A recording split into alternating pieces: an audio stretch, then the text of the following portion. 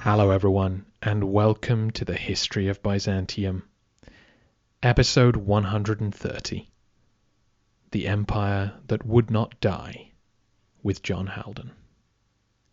Thanks so much to all of you who bought last week's fundraising episode. Today we're going to pause the narrative and look back to the past, specifically to the period 640 AD to 740, because that's the subject of a new book by John Haldon. I've mentioned the authors who I rely on most in putting the podcast together, Warren Treadgold, Mark Whitto, Anthony Caldelis, but more prolific than any is John Haldon. He was our guide throughout the period of transformation from Heraclius to Leo III, as well as to the whole period of iconoclasm. He was the man behind the modern attempts to create Greek fire, as well as the source of much of my information on the army, specific battles, life in the borderlands, and many social issues. Even some of the maps I've posted on the website and social media come from John Haldon. John is a professor of European history, as well as of Byzantine history and Hellenic studies. He currently works at Princeton University.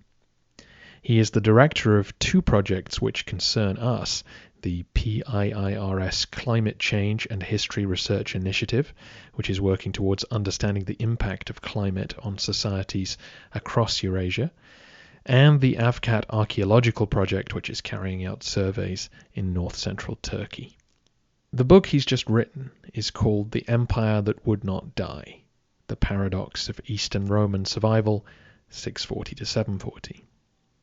This is, in a way, a follow-up to a book he wrote 20 years ago about the 7th century and the transformation which the empire went through. In this new book, he explores some ideas that you're very familiar with: the geography of Anatolia, the service aristocracy that developed, keeping the elites dependent on the court, the creation of the theme armies.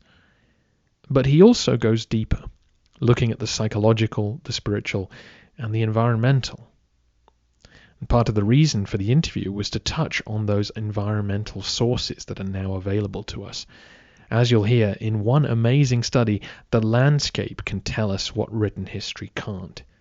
A Cappadocian site records the destruction of the local Roman community, forests growing up on the same spot, and then being cleared again, in our time, by the magnates. I also asked Professor Haldon about what recent work tells us about the grain supply of Constantinople during the 7th century, as well as the way in which church and state fused. The interview is very detailed, but I think you'll get a lot out of it. I've edited the recording for time and to get rid of some annoying clicks on the line. You may also hear a little Princeton traffic in the background, but otherwise, please enjoy the interview.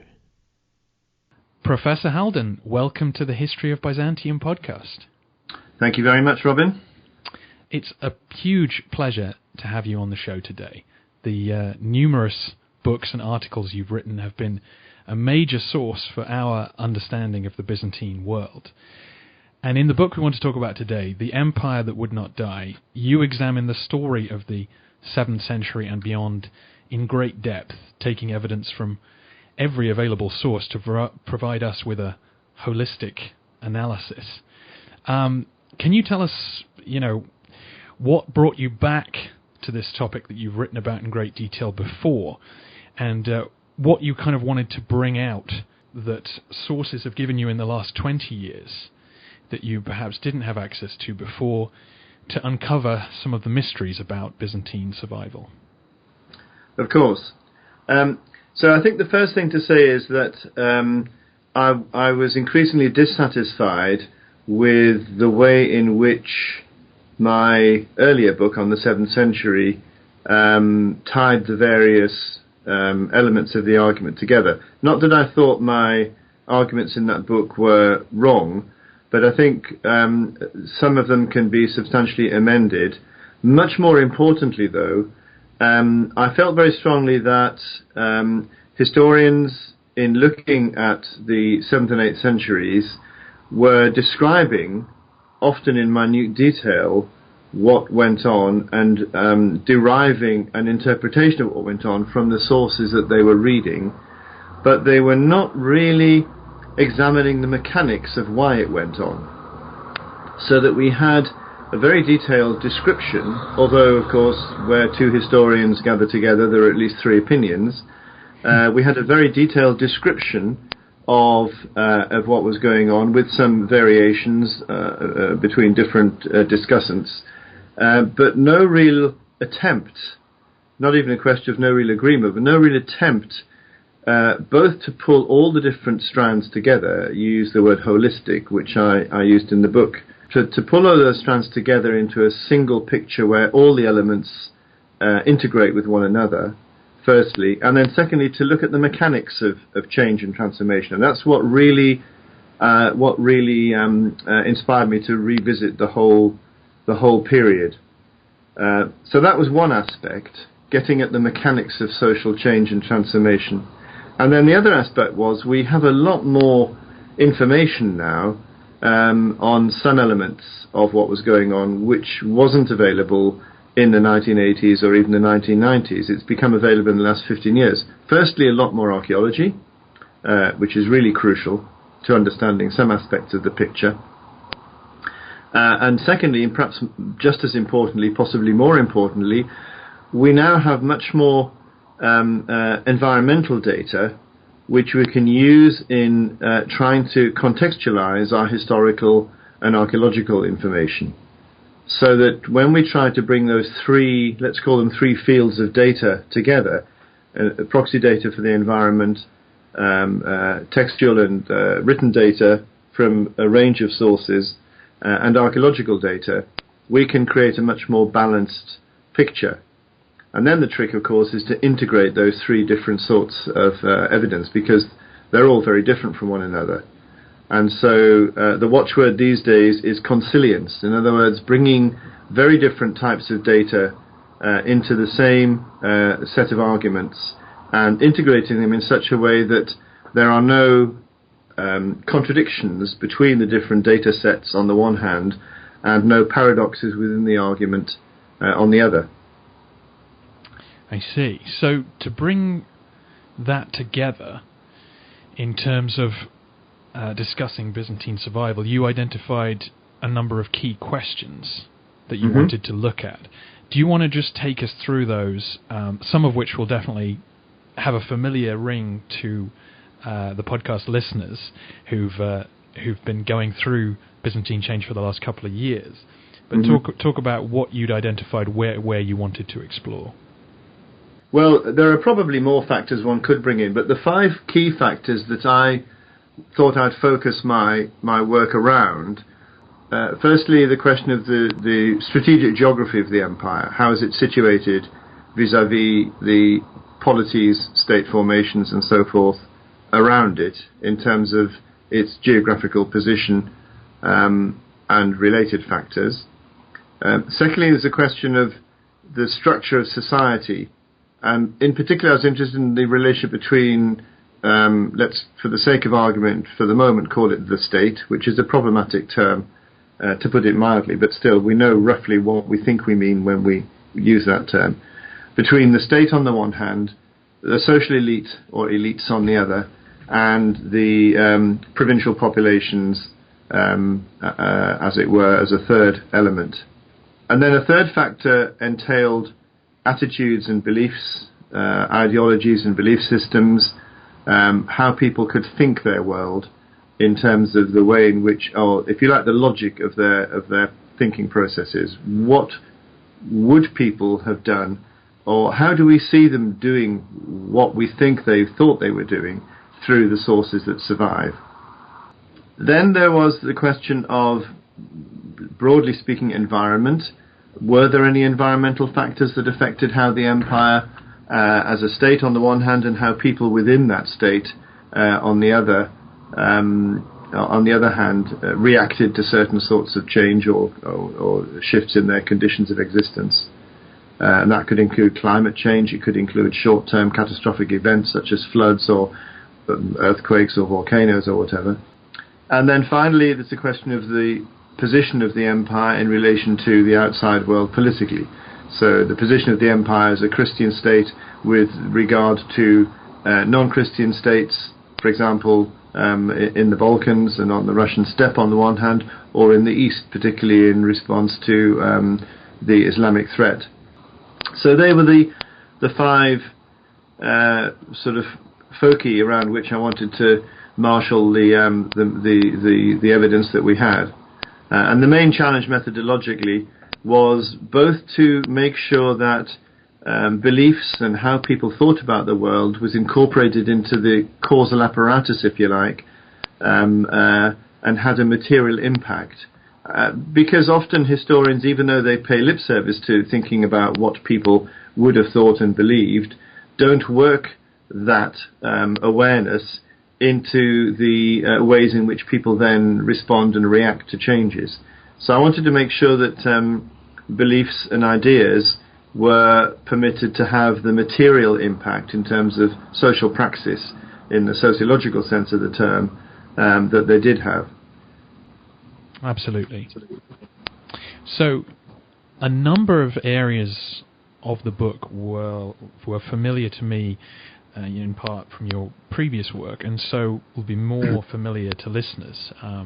We have discussed extensively the geography of Anatolia and how that aided Roman survival, and we've talked a lot about elite behavior and changes and how the court kept the elites coming back to it. But there was a particular aspect of what you described that I don't think I've ever explained well to the listeners, and parts of it were new to me. So I wonder if you could talk about the church and state and how they became more fused during this time. And I know some of the processes began before this period, but can you talk about how these two institutions presented themselves and then came to be viewed by the end of this period? So the first thing, of course, is I suppose in some ways we are pulled back to the old notion of Caesaropapism, which was supposed to characterize the Eastern Roman Empire, and is represented firstly through some of the legislation of the Emperor Justinian in the 6th century, and then supposedly increasingly sharpened as the centuries roll by. And although it's been discredited, in certain respects is not entirely wrong. And the crucial point to bear in mind is that when one considers the different trajectories of the papacy in Rome on the one hand and the Patriarchate in Constantinople on the other, we often forget the simple fact that in Rome there is no emperor. There is no alternative secular authority at all, in fact, apart from a sort of local military governor. Whereas in Constantinople, you have the imperial court, the major institution of secular authority in the Roman Empire altogether. And so, by definition, in a sense, the Patriarchate, the highest authority in the Eastern Church, is going to be at the very best sharing authority with the emperor, because from the beginning of the process of Christianization of the empire begins with Constantine I, of course, and is gradually completed in the course of from the later 4th into the mid-5th century. From the very beginning, emperors had a very powerful position within the church, as well as next door to it, if you like, in respect of the summoning of ecumenical synods and councils, and in terms of both protecting orthodoxy, however it was defined at the time. Of course, we know it shifts and changes, on the one hand, and in respect of having a say, certainly having an influence over the making of dogma. In other words, determining correct belief and correct praxis within the Christian community. And this is fine for the West as well until after the reign of Justinian, but as East and West are increasingly separated by different political circumstances as well as by disagreements over matters of belief. So the influence of the emperors in Constantinople over the church in the east tends to strengthen, while the papacy in the west, nominally subject though it is to imperial authority, nevertheless de facto becomes far more independent and effectively autonomous, to the extent that it's able to actually adopt an alternative, if not antithetical perspective on some issues to the Eastern Church. So the first stage is to bear in mind this, if you like, physical, conceptual, spatial difference between the two poles, Constantinople and Rome. And then there's a second set of processes which set in the course of the later 6th and into the 7th century, which entail what's been called the liturgification of imperial ceremonial and the drawing into an ecclesiastical realm of interest, if you like, of the secular authority. And that's then strengthened by the adoption by the emperors themselves of a much more visibly Christian personality, if you like. They themselves begin much more strongly even than Justinian had done to lean very heavily on the Christian identity of their empire and their own role as chosen by God. And the result is, cumulatively across the course of the 7th century, that state and church don't become the same, but they overlap in so many respects that you can begin to see this process of what I call sacralization of the state happening. The state is drawn increasingly into a theological, ecclesiastical realm of discourse. And that's then particularly sharpened by the nature of the shifts that take place in the relationship between secular law and canon law. And when you put all these things together, what you have effectively is a state church. A German scholar called Friedhelm Winkelmann, years ago in the 1980s, wrote a short book. Unfortunately, it was only available in German, but a short book on the history of the church from the 5th to the 7th century. And already then he pointed out that when you bring all these different factors together, you have the establishment of what's in effect an imperial church in the East, which is absolutely not what you have in the late Roman or early medieval West. So I coined this term, at least I think I coined it, I'm not sure, maybe somebody else used it already in different contexts, the sacralization of the state, to describe the sort of total result of those different threads. And there are others which one could build into that, which come out clearly, for example, in the debates around monothelitism from the 640s into the early 680s. And for listeners' benefit, you drew this together very well by pointing out that what follows this period is iconoclasm, and that an imperially led change in doctrine and church behavior just wouldn't have been possible somewhere else where this fusion hadn't taken place. Mm-hmm. Yeah. And that was very fascinating to see drawn together like that. Another area I found particularly interesting was the environmental research, which I'm very pleased to see the archaeology improving, and this kind of climate research that can tell us things that scholars going over the same texts over and over again can't draw out interesting conclusions like this. So could you tell the listeners about the different types of environmental sources which are now available to us?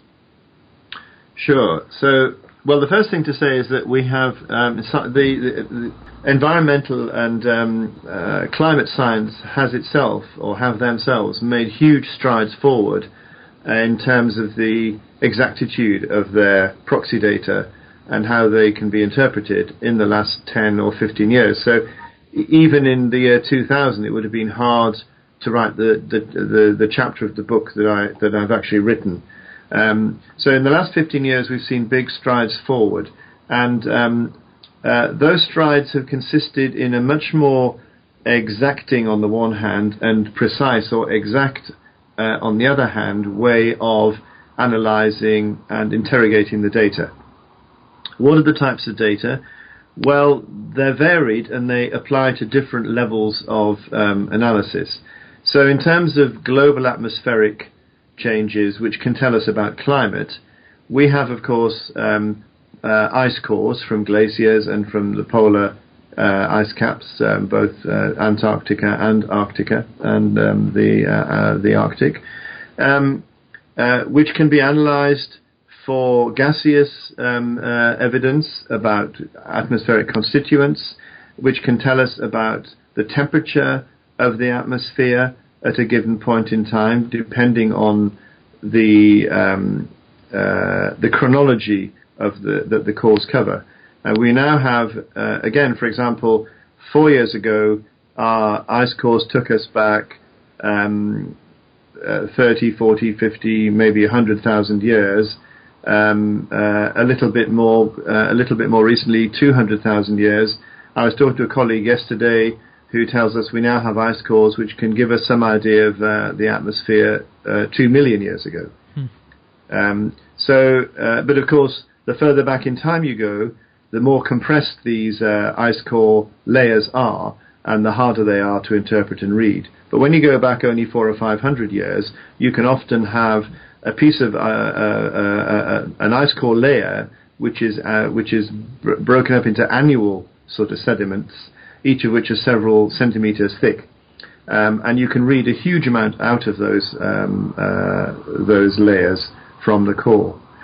At any rate, using a range of isotopic analytical systems for lead isotopes, carbon isotopes, oxygen isotopes, and so forth, beryllium-10, for example, is important in terms of telling us about solar flaring and the impact that the sun has on the Earth's atmosphere. We can actually say a good deal now about fluctuations in the atmosphere, in the temperature of the atmosphere, firstly, and we can also say a good deal about what was in the atmosphere. And so, for example, we know, and probably many of your listeners already know this, we know from the measurement of the lead isotopes from glaciers and from the Arctic ice cap cores that you can see a real spike in the presence of lead in the atmosphere from round about 130 BCE into the 2nd and early 3rd century of the Common Era. And this correlates directly with the huge amount of industrial production that went on at the height of the Roman Empire. Now, obviously, polar ice cores can't be more specific than that. They can only tell you what's in the atmosphere or in the Northern Hemisphere in particular across a given period. But nevertheless, that gives you general indication of what's happening to your hemisphere at any given point. So that's one type of evidence. Then we have the evidence of diatoms, which are minute, smaller than millimeter life forms from lake beds and from sediments. And these again tell us about climatic conditions, providing we can date them appropriately. And then, of course, in terms of looking at what people were doing on the land and how they were using the landscape, our most important source of evidence is palynology, in other words, the analysis of pollens. This is very complicated, and you have to take into account a whole range of factors such as average and typical winds and directions of winds across the seasons, and so we have to model those for the past. You also have to take into account the relative specific weights of the different types of pollen.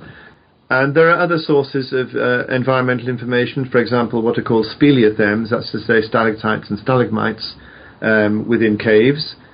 These can be deployed to read out similar sorts of atmospheric information as the polar ice cores, but they can also contain pollens as well. And if they can be appropriately layered and dated, then they can also give us information about very specific shifts and changes in land use, for example. It's a huge amount of potential information, but obviously it's very complex.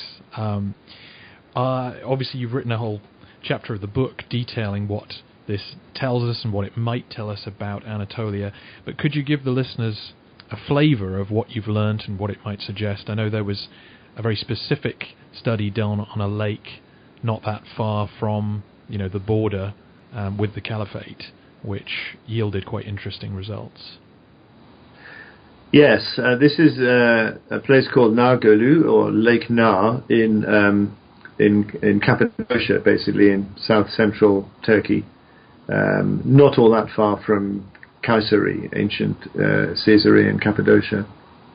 And the thing about this lake was that it's almost unique, but this was a lake in which we have exact annually laminated and therefore datable sediments which go back to around about 280 AD up to the 19th century. And so we can actually look at changes on an annual basis in land use.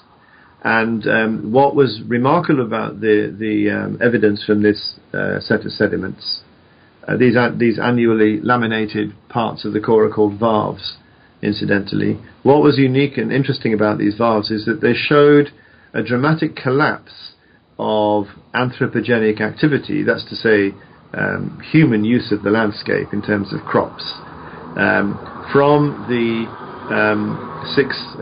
late 660s, early 670s for about 15 or so years. Actually, I've forgotten the exact time span, but it was 15 or 16 years. What you got in the pollen diagrams was suddenly a total absence of evidence for olive culture, viticulture, cereal culture, and so forth. None of this means that these things ceased absolutely, but the pollen signature from them, which had been very strong beforehand, is reduced to virtually zero. So at the very least, that suggests a dramatic collapse of local agrarian activity, firstly, and almost certainly a dramatic collapse demographically. In other words, a huge reduction in population. This sort of process sets in the mid-660s, if I remember correctly, and you have then a very well-established pattern whereby, first of all, you see the disappearance of all the pollens associated with human activity. You then see the appearance of pollens associated with weeds, but with weeds that are associated with recently abandoned agricultural land. And this is a well-known phenomenon. Those weeds tend to become increasingly dominant, but they're eventually replaced by other forms of plant, notably scrubland and then eventually woodland, pine and some deciduous trees as well. So you get a re-wooding or a reforestation, if you like, of what had been a largely agrarian landscape. And then equally suddenly in the 950s and 960s, so 300 and odd years later, the reappearance of anthropogenic pollens, that's to say pollens associated with grains and in particular associated with livestock. And we can associate these shifts in the environment, interestingly, not with changes in the climate, because none of these shifts are coincidental with any major climatic changes. However, they are directly associated with very important and otherwise well-documented shifts in the political history of the Eastern Roman Empire. So, for example, we have from Arab Islamic and Syriac sources, as well as some Greek texts, very clear evidence that the area affected by this first shift in the 660s was an area more or less constantly occupied by, harried, raided and ravaged by Arab attackers in exactly that period. We have sources which give us some pretty exact and plausible dates. By the same token, the archaeology suggests that this area continued to be occupied, but on a very, very sparse and marginal scale until the middle of the 10th century, and then it's recolonized, and we have a couple of texts which make this very clear from the Greek side.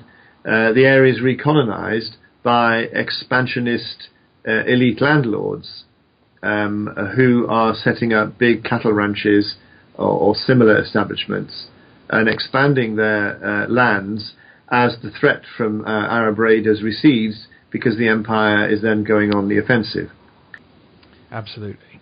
I mean, it felt very relevant and exciting to me because of where the podcast is now in its narrative, is in the 950s with the recapture of Melitene and the moving of the so-called landed magnates onto land that had been long abandoned and cultivating it. And so the evidence is suggestive that we can actually start to see areas, that we know nothing about, through the environmental data sort of come to life. And I believe you have done work with sort of north-central Turkey, where, again, it's suggestive of where cereal crops may have been demanded by the government in the time of crisis. That, again, not to say we've drawn definite conclusions, but again, the environmental data starts to tell us perhaps how survival was possible.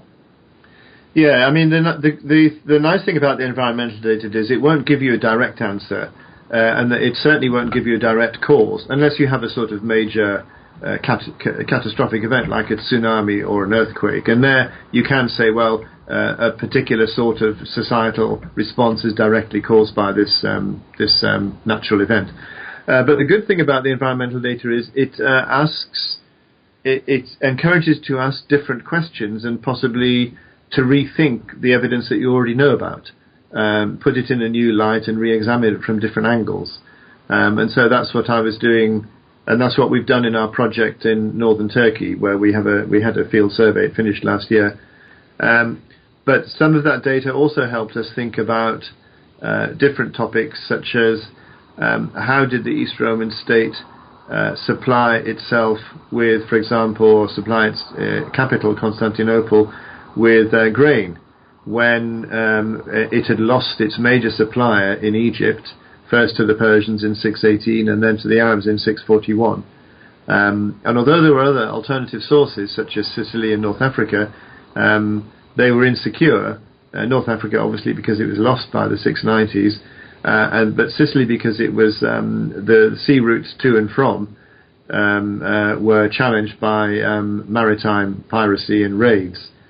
And so the empire needed something closer to home that was more dependable. The problem here is that if you look at the graphs that we've now got, and what it shows is that across Asia Minor, from the 550s, 560s, 570s on, there's a dramatic collapse at production levels, and that would coincide with the offset impact of both the Justinianic plague, which is endemic between the 540s and the 750s on the one hand, as well as a set of other factors. But importantly, within that picture, it's hard to describe verbally, but if you imagine a relatively high peak on a graph in the 550s, let's say at the level of 50, and a drop from that peak down to a level of, say, 10 across the board for the next 150 odd years, maybe 200 odd years, and yet there is a slight incline from the 650s and 660s on in northern Anatolia, which suggests basically that although the population has collapsed, the relative proportion of cereal crops produced to that population size was growing in comparison with the relative proportion of cereal crops produced to the population when it was much higher in the mid-6th century and before, if I'm making any sense. So, in other words, how do we explain the fact that there is a collapse in population, but the population is producing more grain than it appears to need, which is one possible interpretation of this? And then the answer is because the farming population of that part of the empire, and possibly other parts, is being encouraged by one means or another to produce more grain and so forth than hitherto was the norm. And that seems to me to be indicative of an increased requirement for those products. And then you have to ask, well, why does that happen? Is there a climatic reason for it?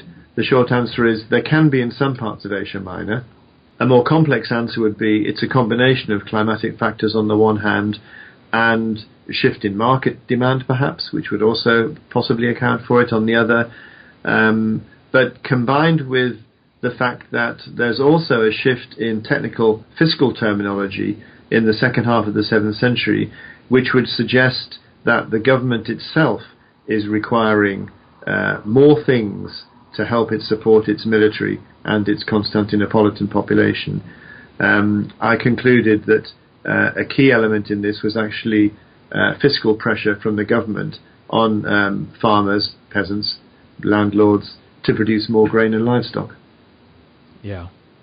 Well, there is a lot more I could ask you, but I think at this point we shall have to direct people to the book to go and check it out for themselves. The Empire That Would Not Die, The Paradox of Eastern Roman Survival. Professor Haldon, thank you so much for coming on the podcast today, and I think I speak for all the listeners when I say please continue to be so immensely productive and helpful to the field. Thank you very much indeed. Next time, it's back to the narrative as Constantine VII looks to continue his father's legacy by pacifying the island of Crete.